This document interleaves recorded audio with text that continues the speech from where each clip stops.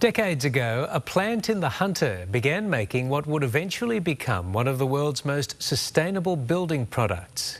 Known as Weathertex, the hardwood weatherboard is now used in millions of homes, despite being created using World War II era technology. Talia Saab reports.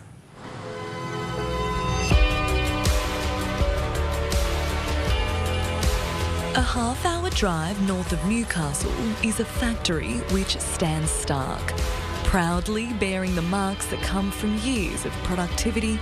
You might think it's abandoned, if not for the odd subtle hint. But a closer look reveals it's far from forgotten.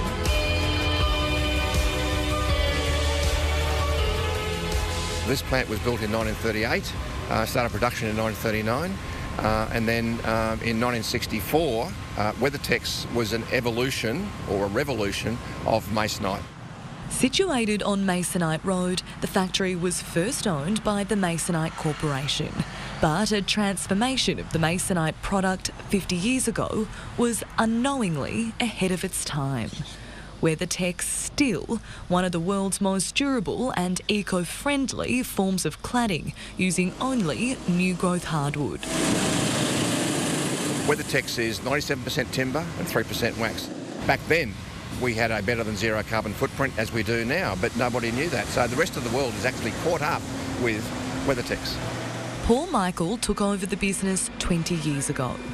In a special tour, NBN News was given a closer look at what makes this place so unique.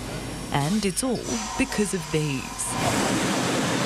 These original mason guns are the last two operating in the world. Used to pulp the chip, the process is so aggressive, no modern technology can replicate it, as it also requires high-pressure steam sourced from World War II era boilers. The pulp is then washed and moved on to another piece of historic equipment. In a process which is exactly the same as making paper, we end up with what we call the wet lap. The process used today is almost identical to when the factory first opened.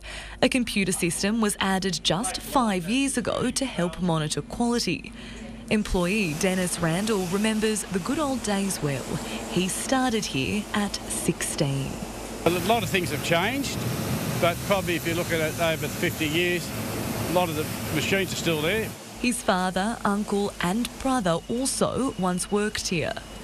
I'm looking at retiring shortly, and that's going to be hard.